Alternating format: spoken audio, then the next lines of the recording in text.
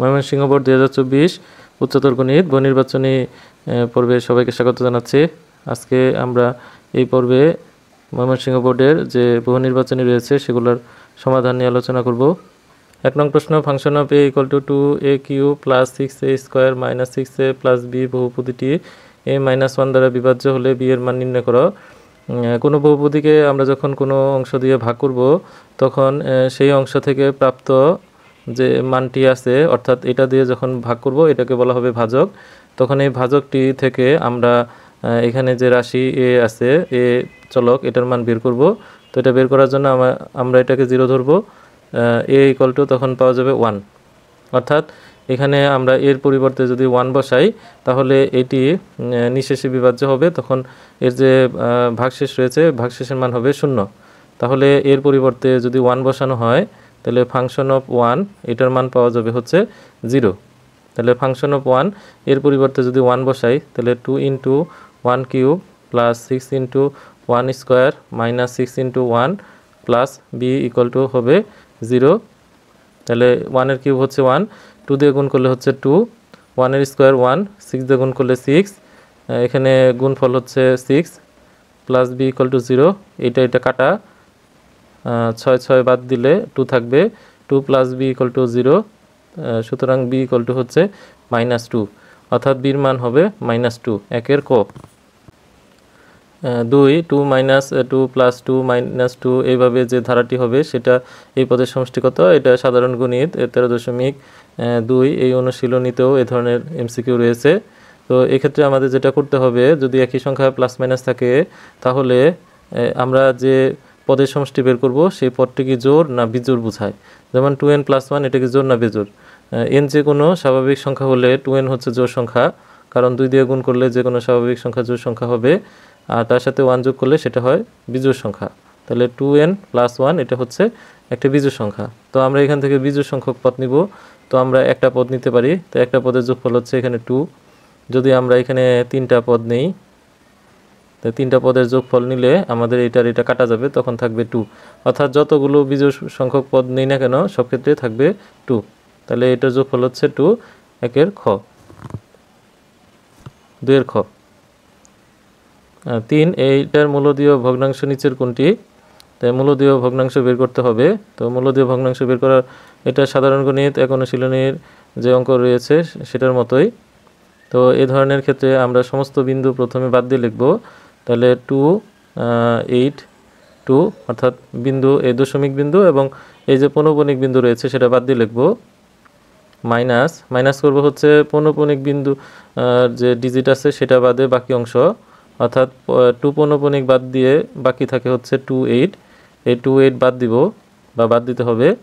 আর ভাগ করতে হবে পৌনঃপুনিকের যতগুলা ঘর থাকে, মানে এখানে পৌনঃপুনিকের ঘর হচ্ছে একটি, সেজন্য একটা 9 বসবে।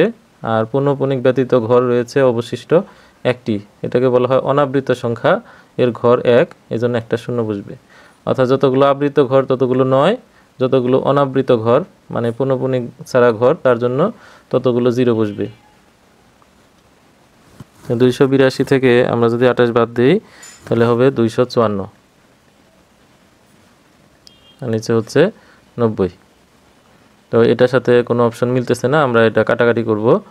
তো 254কে যদি ভাগ করা হয় 2 দিয়ে তাহলে হবে 127। এটা 2 দিয়ে ভাগ করলে 127, আর এটা 2 দিয়ে ভাগ করলে হচ্ছে 45। তাহলে 3 এর গ। 4 নাম্বার, এটা একটা দ্বিপদী, এর বিস্তৃতিতে মধ্যপদ কত। তো এখানে যে পাওয়ারটা আছে n হচ্ছে 4, যা জোড় সংখ্যা। তো এটার পাওয়ার যদি জোড় সংখ্যা হয় তাহলে মধ্যপদ হবে একটি, এবং মধ্যপদের মান হচ্ছে মধ্যপদের সূত্র হচ্ছে n/2 + 1 তম পদ। তাহলে এখানে n এর মান হচ্ছে 4, 4/2 + 1 তম পদ। তাহলে এটা ভাগ করলে 2, 2 আর একে হচ্ছে 3, 3তম পদ হচ্ছে মধ্যপদ। তাহলে আমরা বের করব হচ্ছে তৃতীয় পদ কত। তো এখানে r+1 তম পদের যে সূত্র সেটি হচ্ছে r+1 তম পদ।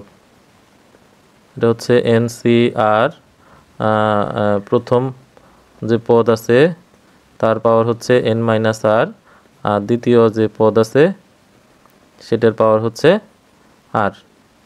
তো এটাকে আমরা লিখতে পারি 2 + 1তম পদ, যেখানে r এর মান হচ্ছে 2, অর্থাৎ এটা হলো প্যাটার্ন। তাহলে আমরা যে কাজ করতে পারি, এখানে n এর মান হচ্ছে 4, তাহলে হচ্ছে 4c, r এর মান হচ্ছে 2, প্রথম পদ এটা হচ্ছে x, তাহলে x এর পাওয়ার হচ্ছে 4 - 2, আর দ্বিতীয় পদ হচ্ছে মাইনাস চিহ্ন সহ -1/x², -1/x², তার পাওয়ার হচ্ছে 2। এটা হচ্ছে আমাদের মধ্যপদের মান।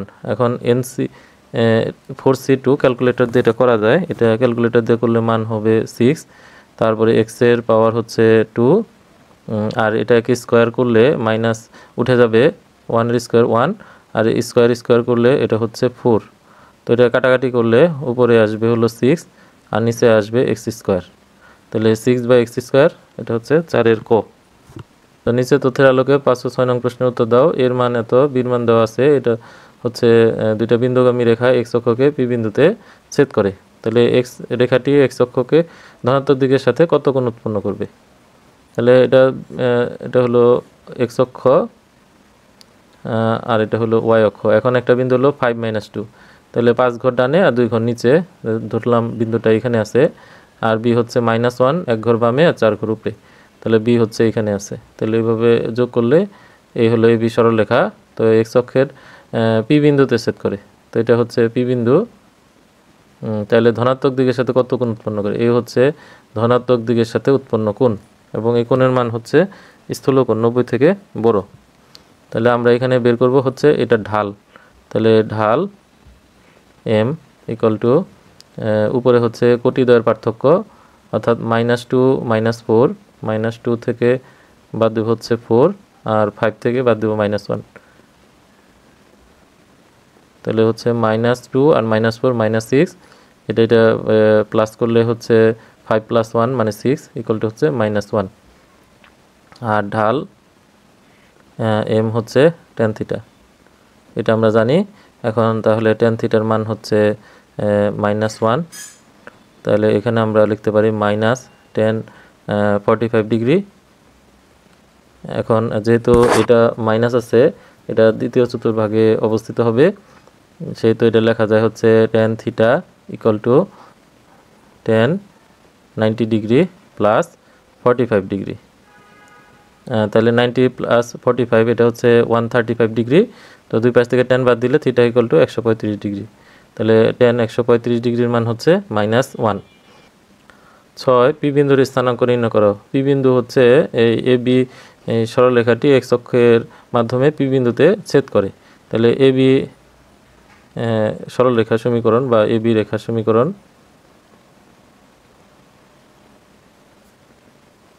তাহলে এটা হচ্ছে x - x1, x1 - x2 = y - y1, y1 - y2। এটা হচ্ছে সূত্র, যেখানে x1 হচ্ছে এটা হলো x1, এটা হচ্ছে y1, এটা হচ্ছে x2, আর এটা হচ্ছে y2। তাহলে x - x1 হচ্ছে 5 - x2 হচ্ছে -1, তারপর হচ্ছে y - y1, তারপরে y1 - y2। তাহলে x - 5 এটা যোগ করলে হচ্ছে 6, তারপরে y + 2 এটা হচ্ছে -6। এখন আমরা যদি হরকে 6 দিয়ে ভাগ করি, তাহলে মানটি আসে হচ্ছে x - 5, নিচে হচ্ছে 1, আর এটা হচ্ছে y + 2, নিচে হচ্ছে -1।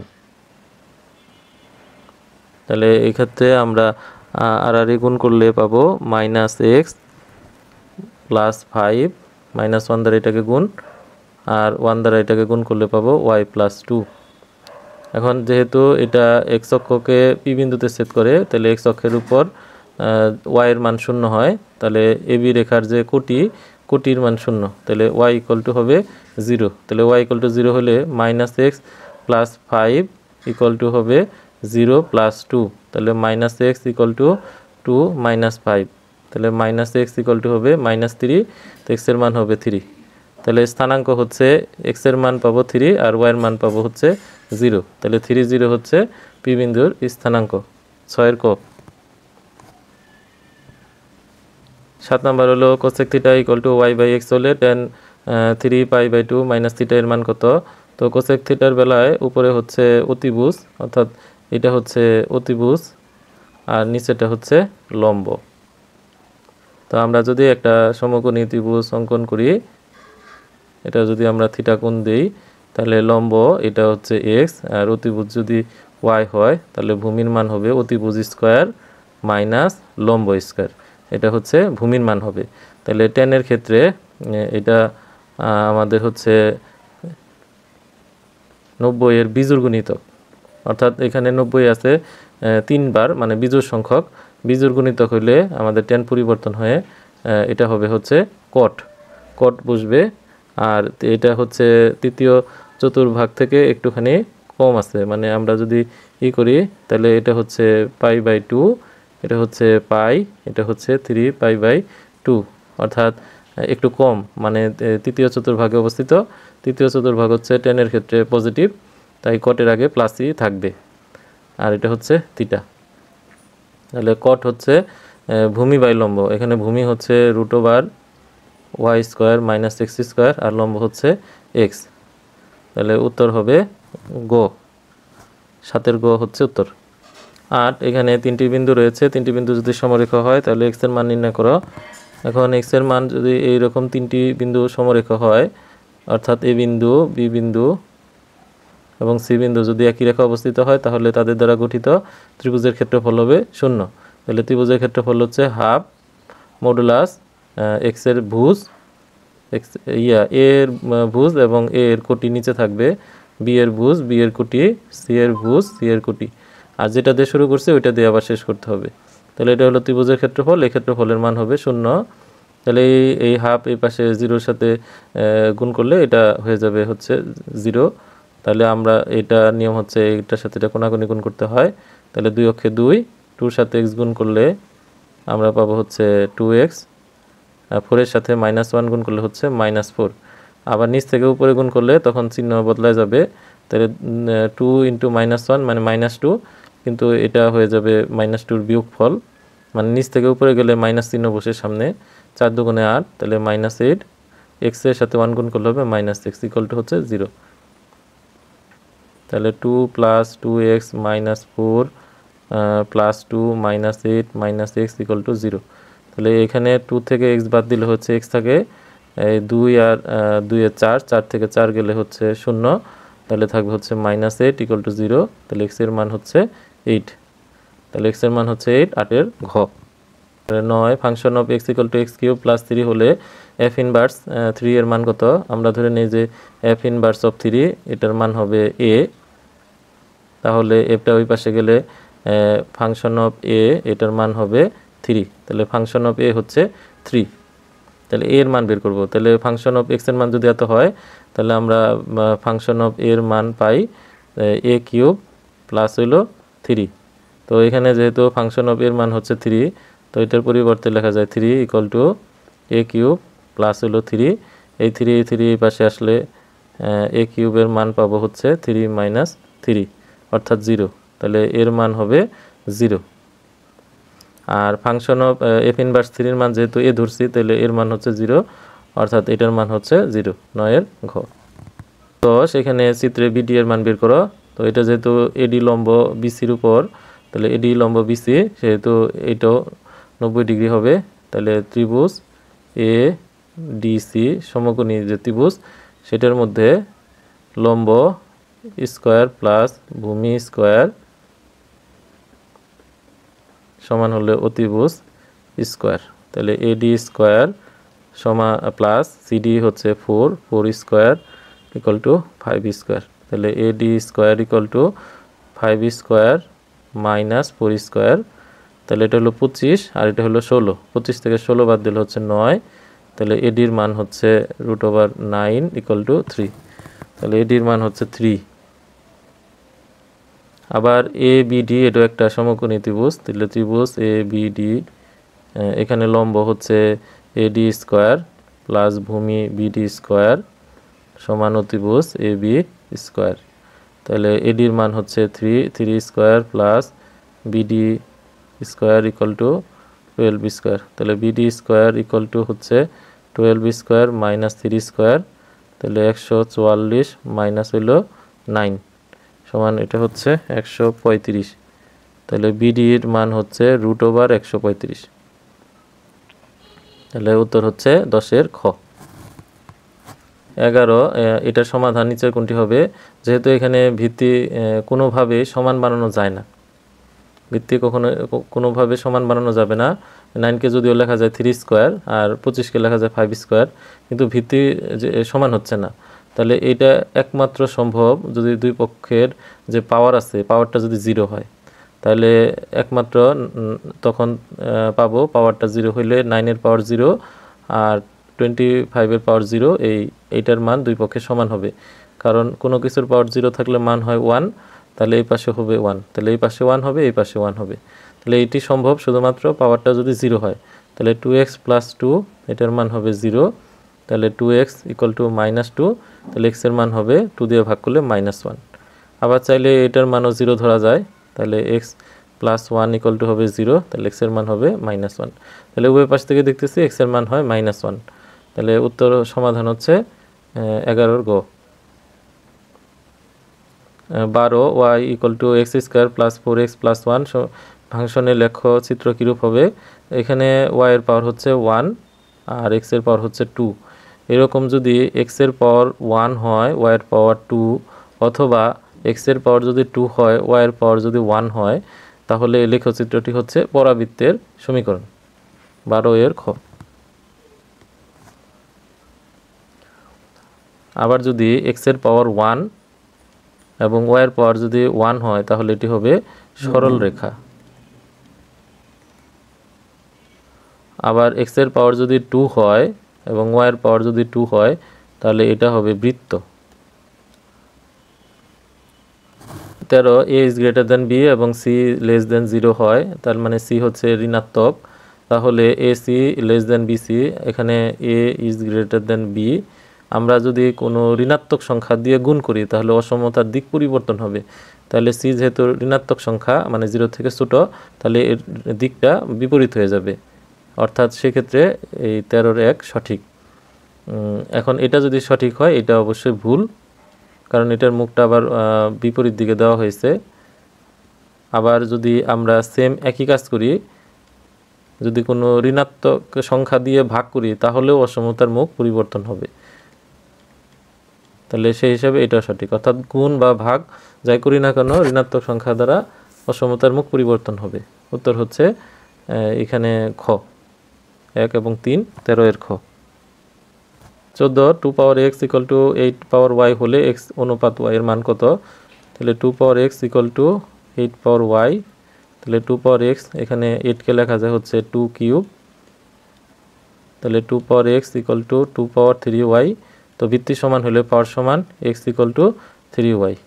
এখন y দ্বারা যদি ভাগ করি তাহলে পাবো এরকম, তাহলে x অনুপাত y, আর তখন 3 নিচে মনে মনে 1 হবে, তাহলে 3:1, অর্থাৎ x এর মান 3, y এর মান হচ্ছে 1, 3:1।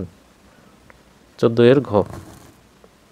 15 যদি থিটা কোণের মান পাই থেকে বড় অর্থাৎ 3 পাই থেকে ছোট এরকমের মধ্যে হয়, তাহলে এটি অবশ্যই এটা হচ্ছে পাই, এটার থেকে বড়, আর 3π/2 এটার থেকে ছোট বা সমান, তাহলে এটা অবশ্যই তৃতীয় চতুর্ভাগে অবস্থিত। আর তৃতীয় চতুর্ভাগ হচ্ছে 10-এর জন্য পজিটিভ। তাহলে সাইনের মান কত? সাইনের মান হবে এক্ষেত্রে নেগেটিভ। তো নেগেটিভ উত্তর হচ্ছে দুইটা, ক এবং খ, যে কোনো একটা হইতে পারে। তো আমরা এখানে বের করব হচ্ছে যে 10-এর ক্ষেত্রে এটা হচ্ছে লম্ব আর এটা হচ্ছে ভূমি। তাহলে লম্ব হচ্ছে থিটা কোণের বিপরীত বাহু আর ভূমি হচ্ছে এটা, তাহলে ভূমির মান হচ্ছে এখানে 2 আর লম্বের মান হচ্ছে 1। তাহলে অতিভুজের মান বের করতে হবে। অতিভুজের মান হচ্ছে √ লম্ব স্কয়ার প্লাস ভূমি স্কয়ার, তাহলে 1 স্কয়ার প্লাস 2 স্কয়ার, তাহলে এটার মান হচ্ছে √5। এখন সাইন মানে হচ্ছে লম্ব বাই অতিভুজ, তাহলে লম্বের মান হচ্ছে 1, অতিভুজের মান হচ্ছে √5। যেহেতু তৃতীয় চতুর্ভাগ হচ্ছে সাইনের জন্য নেগেটিভ, তাই এখানে -1/√5 হচ্ছে উত্তর। 15 ক। 16 একটি চাকা এত কিলোমিটার পথ যেতে 50 বার ঘুরে চাকাটির ব্যাস কত? তাহলে এত কিলোমিটার ঘুরে, এখন এটাকে মিটারে প্রকাশ করলে 1.75 ইন্টু 1000 দ্বারা গুণ করতে হবে, তাহলে হবে মিটার। তাহলে 1750 মিটার। তাহলে 50 বার ঘুরলে এতখানি যায়, তাহলে 50 বার ঘুরলে যায় 1750 মিটার। তাহলে একবার ঘুরলে যাবে, এটা 50 দিয়ে ভাগ, এত মিটার যাবে হচ্ছে 35 মিটার। এখন আমরা জানি একবার ঘুরলে যে কোনো চাকা তার পরিধির সমান পথ অতিক্রম করে, তাহলে পরিধির মান হবে 35, তাহলে 2π আর এটার মান হবে 35। এখন আমাদের বলছে যে ব্যাস হচ্ছে 2r, তাহলে 2r এর মান বের করব। তাহলে 35 ভাগ হচ্ছে পাই, তাহলে 35 ভাগ হচ্ছে 3.1416, এর মান আসবে হচ্ছে 11.14। 11.14। 16 এর গো। 17 function of x equal to e to the power modulus of x/2 ফাংশনের ডোমেন নির্ণয় করো। এটা ডোমেন হচ্ছে x এর মান, অর্থাৎ x এর মান হচ্ছে ডোমেন। এখানে x হচ্ছে সূচকীয় আকারে আছে, তো x এর মান যদি আমরা পজিটিভ বা নেগেটিভ যাই দেই না কেন, সূচকীয় ফাংশন হওয়াতে এটার মান বাস্তব রেঞ্জের মান পাওয়া যাবে। সেহেতু যে কোনো বাস্তব ডোমেনের জন্য বা x এর মানের জন্য এই f অফ x এর মান বিদ্যমান, সেহেতু উত্তর হবে বাস্তব সংখ্যা। তাহলে ডোমেন হচ্ছে r। অর্থাৎ সূচকীয় ফাংশনের বেলায় সূচকীয় ফাংশন যেহেতু ইর পাওয়ার দেওয়া আছে এরকম কিছু, তাহলে এক্ষেত্রে আমাদের সমস্ত বাস্তব সংখ্যা এক্ষেত্রে প্রযোজ্য। তাহলে ডোমেন হচ্ছে বাস্তব সংখ্যা। 18 এখানে বিস্তৃতিতে পদ সংখ্যা যদি 13 হয়, n এর মান কত? তো এটা দ্বিপদী রাশি দেওয়া নাই, এখানে 3টা পদ আছে, এটা দ্বিপদী রাশিতে প্রকাশ করতে হবে। তো x² plus 6x plus 9 3n। তো এখানে এটাকে লেখা যায় x² plus a² plus 2ab plus b², এইভাবে লেখা যায় ভিতরেরটাকে। তাহলে হচ্ছে a² plus 2ab plus b², অর্থাৎ a প্লাস b তার হোল স্কোয়ার। তাহলে এটাকে স্কোয়ারের সাথে 3 গুণ করলে হচ্ছে 6, তাহলে x প্লাস 3 তার পাওয়ার হবে 6n। তো x প্লাস 3 এটা হচ্ছে দ্বিপদী, তাহলে এইটা হচ্ছে পাওয়ার, 6n হচ্ছে পাওয়ার। তো আমরা জানি যে পদের সংখ্যা হবে এক বেশি, তাহলে এইটার যে পাওয়ার আছে এটাকে যদি বিস্তার করি তাহলে পদ সংখ্যা হবে 6n প্লাস 3। তো এইটার পদ সংখ্যার মান হচ্ছে 13, এটাও পদ সংখ্যা, এটাও পদ সংখ্যা। তো 6n ইকুয়াল টু হচ্ছে 13 - 1 12, তাহলে n ইকুয়াল টু হচ্ছে 12/6 ইকুয়াল টু 2। তাহলে এখানে n এর মান হচ্ছে 2। 18 এর খ। একটি ত্রিভুজ যার ভরকেন্দ্র হচ্ছে g, তাহলে নিচের কোনটি সত্য? এখানে এ থেকে শুরু বিন্দুটা এবং সি তে যায় শেষ, তাহলে আমরা ABC, এই যে বাহুটা আছে AB BC এবং AC, এটুকু যদি বিবেচনা করি তাহলে এ থেকে প্রথমে বিতে যাওয়া যায়, তাহলে AB vector plus BC vector equal to হচ্ছে AC ভেক্টর। তো আমরা এখানে এই অপশনটা যদি দেখি তাহলে AB ভেক্টর, AC বাম পাশে আসলো, AC ভেক্টর মাইনাস হয়ে যাবে, এটা এই পাশে গেলে মাইনাস BC ভেক্টর।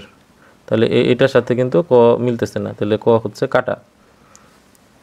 আবার AB ভেক্টর প্লাস যদি AC, ABর সাথে AC ভেক্টর নিয়ে আসি তাহলে মাইনাস হবে, তাহলে মাইনাস এত, সেই হিসাবে এটাও কাটা, এটাও মিলে না। আমরা যদি ত্রিভুজ ABD নেই, তাহলে ত্রিভুজ ABD, এটার বেলায় হচ্ছে A থেকে B, তাহলে AB ভেক্টর প্লাস হলো BD ভেক্টর ইকুয়াল টু হচ্ছে A থেকে D, অর্থাৎ হলো ভেক্টর যুগের ত্রিভুজ বিধি অনুযায়ী A থেকে B তে প্রথমে B থেকে D, তাহলে সরাসরি কিন্তু A থেকে D, তাহলে AD ভেক্টর। তাহলে এ বি ভেক্টর সমান হচ্ছে এডি ভেক্টর মাইনাস হলো বিডি ভেক্টর। আবার যদি এই পাশ থেকে নেই ত্রিভুজ এ বি সি, ত্রিভুজ হচ্ছে এ বি সি, এখান থেকে নেই, তাহলে প্রথমে এ থেকে ডি, তারপরে হচ্ছে ডি থেকে সি, তাহলে এ ডি ভেক্টর প্লাস হইল ডিসি ভেক্টর সমান হচ্ছে এসি ভেক্টর। তাহলে আমাদের এই ভেক্টর আর এই ভেক্টর যদি আমরা যোগ করি, যেমন এই যে এখানে দেওয়া আছে, তাহলে এটা পাই এ বি ভেক্টর প্লাস হইল এসি ভেক্টর, এ বি ভেক্টরের মান হচ্ছে এডি ভেক্টর মাইনাস হইল বিডি ভেক্টর, আর এসি ভেক্টরের মান হচ্ছে এডি ভেক্টর মাইনাস হইল ডিসি ভেক্টর।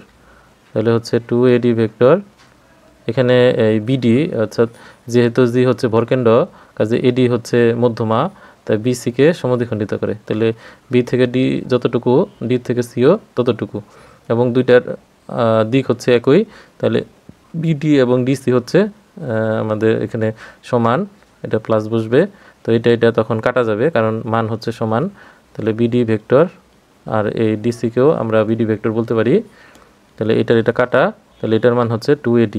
তাহলে 19-এর গো। একটি ছক্কা নিক্ষেপে মৌলিক সংখ্যা না ওঠার সম্ভাবনা কত? তো ছক্কাতে সংখ্যা থাকে 1 2 3 4 5 6, তাহলে মৌলিক সংখ্যা হচ্ছে 2 3 5, তাহলে মৌলিক সংখ্যা না, তাহলে মৌলিক সংখ্যা নয় এমন সংখ্যা হচ্ছে 1 4 6, অর্থাৎ 3টি হচ্ছে অনুকূল সংখ্যা, তাহলে উপরে হচ্ছে অনুকূল সংখ্যা 3 আর নিচে মোট সংখ্যা হচ্ছে 3, তো এটা কাটাকাটি করলে 1/2, তাহলে উত্তর হচ্ছে 1/2, 20-এর ক। 21 মূলবিন্দুর সাপেক্ষে এ বি বিন্দুর অবস্থান ভেক্টরের মান দেওয়া আছে এত এবং এত, এ বি কত, তাহলে এটা হচ্ছে অবস্থান ভেক্টর ও, এটা আমরা বিন্দু নিলাম এ বিন্দু, আর এটা হচ্ছে বি বিন্দু, তাহলে ও থেকে এ এই ভেক্টরের মান দেওয়া আছে 9a মাইনাস হলো 4b ভেক্টর, আর ও থেকে বি এই ভেক্টরের মান দেওয়া আছে 4a vector minus 2b vector. তাহলে আমাদের বের করতে হবে এ থেকে বি ভেক্টরটা কত। তো ভেক্টর যোগের ত্রিভুজবিধি অনুযায়ী ও থেকে প্রথমে এ O A vector plus A B vector সমান হচ্ছে ও বি ভেক্টর, তাহলে এ বি ভেক্টরের মান হচ্ছে ও বি ভেক্টর মাইনাস হলো ও এ ভেক্টর, অর্থাৎ আমরা এই ও বি ভেক্টর থেকে এই ভেক্টরটাকে বাদ দিব, তাহলে ও বি ভেক্টরের মান হচ্ছে 4a vector minus 2b vector, আর এ বি ভেক্টর হচ্ছে 9a vector minus 4b vector, 4a vector minus 2b 9a vector plus হলো 4b ভেক্টর, তো বিয়োগ করলে হচ্ছে মাইনাস 5a, আর এটা করলে হচ্ছে 2b ভেক্টর, তাহলে উত্তর হচ্ছে 21-এর ক। 22 4 সেন্টিমিটার বাহু বিশিষ্ট সুষম ষড়ভুজাকৃতি প্রিজমের ভূমির ক্ষেত্রফল কত? তাহলে প্রিজমের একটা সাইডের ভূমির হচ্ছে ষড়ভুজাকৃতি, এরকম 6টা বাহু এবং প্রত্যেকটা বাহু হচ্ছে 4 সেন্টিমিটার, তাহলে এইটার ক্ষেত্রফল কত, মানে শুধু ভূমির ক্ষেত্রফল। তো এটা সাধারণ গণিত বইয়ে 308 পৃষ্ঠায় এই যে n সংখ্যক বাহু বিশিষ্ট সুষম বহুভুজের ক্ষেত্রফল, এই সূত্র দিয়ে আমাদের সমাধান করা যায়।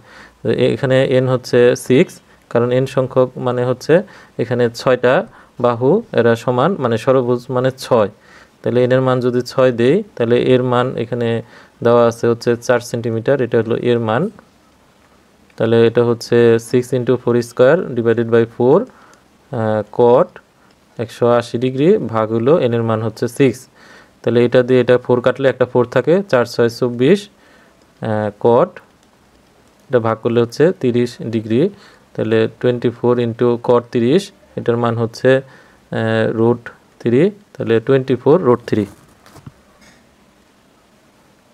তাহলে 22-এর গ।